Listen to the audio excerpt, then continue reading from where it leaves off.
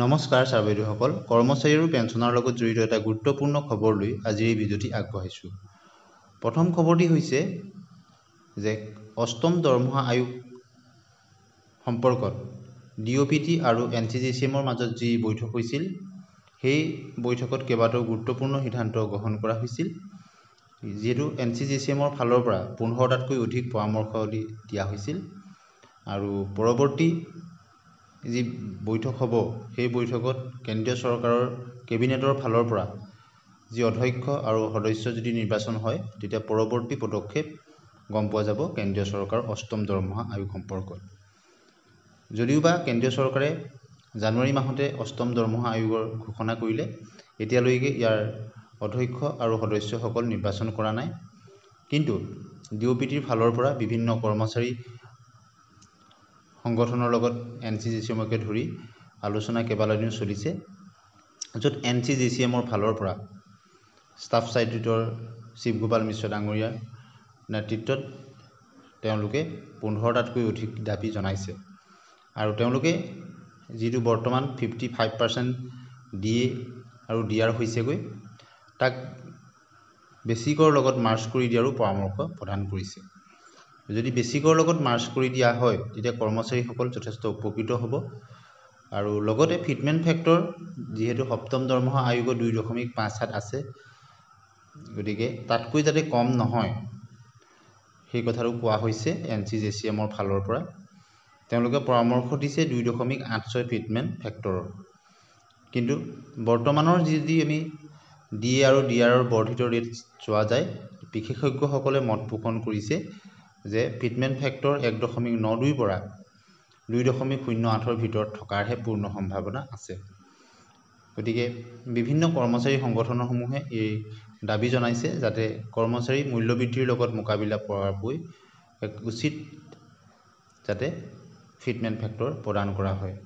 লগতে আপোনালোকে জানে, জানুৱাৰী মাহতো অসমত মুখ্যমন্ত্ৰী মহোদয়ৰ লগত কৰ্মচাৰী পৰিষদৰ এলানি বৈঠক হৈছিল, য'ত অষ্টম দৰমহা আয়োগৰ সম্পৰ্কতো কোৱা হৈছিল যে অসম চৰকাৰেও নিজাববীয়াকৈ অষ্টম দৰমহা আয়োগ গঠন কৰিব লাগে।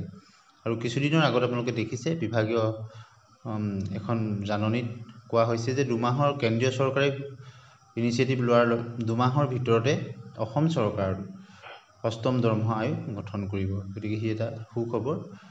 গতিকে বিভিন্ন সময়ত কৰ্মচাৰীসমূহৰ তেওঁলোকৰ বেচিক পে, তেওঁলোকৰ বিভিন্ন পে স্কেল লগ লৈ বিভিন্ন সমস্যা থাকে। এই গ্ৰিভিয়েন্সবিলাক যাতে নতুন দৰমহা আয়োগত নোহোৱা হয় আৰু কৰ্মচাৰী সংগঠনৰ লগত কৰ্মচাৰী পৰিষদৰ লগত মুখ্যমন্ত্ৰীৰ যি মহোদয় কেইবালানিও বৈঠক হৈছে এতিয়ালৈকে, য'ত কৰ্মচাৰীসমূহক তেওঁলোকক গ্ৰেজুৱেট যিসকলৰ এণ্টি কোৱালিফিকেশ্যন তেওঁলোকক গ্ৰেজুৱেট পে প্ৰদান, অষ্টম দৰমহা আয়োগ গঠনকে ধৰি বহুখিনি দাবী পূৰণৰ দিশত আগবাঢ়িছে।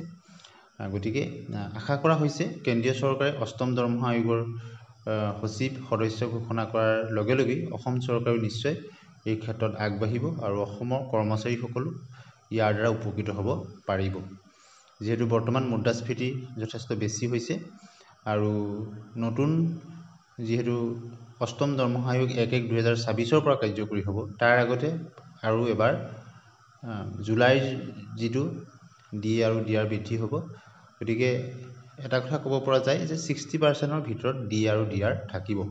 অষ্টম দৰমহা আয়োগ যিহেতু 1/1/2024 পৰা কাৰ্যকৰী হ'ব লাগে, তাৰ আগত আৰু এবাৰ DA আৰু DR বৃদ্ধি হ'ব। আশা কৰা হৈছে যে NCGCMে হওক বা অন্যান্য সংগঠনসমূহে যেনেদৰে দাবী জনাইছে যে DA DR বেচিকৰ লগত মাৰ্জ হওক, ফিটমেণ্ট ফেক্টৰ মিনিমাম 2.57 হওক আৰু সৰ্বতোতকৈ বেছি 2.86লৈকে ডিমাণ্ড কৰা হৈছে। কিন্তু বিশেষজ্ঞসকলে যি মত পোষণ কৰিছে যে 1.92 পৰা 2.08ৰ ভিতৰত হয়, সেইটো সময়ত গম পোৱা যাব। তথাপিতো কৰ্মচাৰীসমূহে তেওঁলোকৰ যিবিলাক গ্ৰিভিয়েন্স সপ্তম দৰমহা আয়োগত আছিল, অষ্টম দৰমহা আয়োগত যাতে সেই গ্ৰিভিয়েন্সসমূহ নোহোৱা হয় আৰু তেওঁলোকে যাতে এটা সঠিক দৰমহা পাবলৈ সক্ষম হয়। ধন্যবাদ।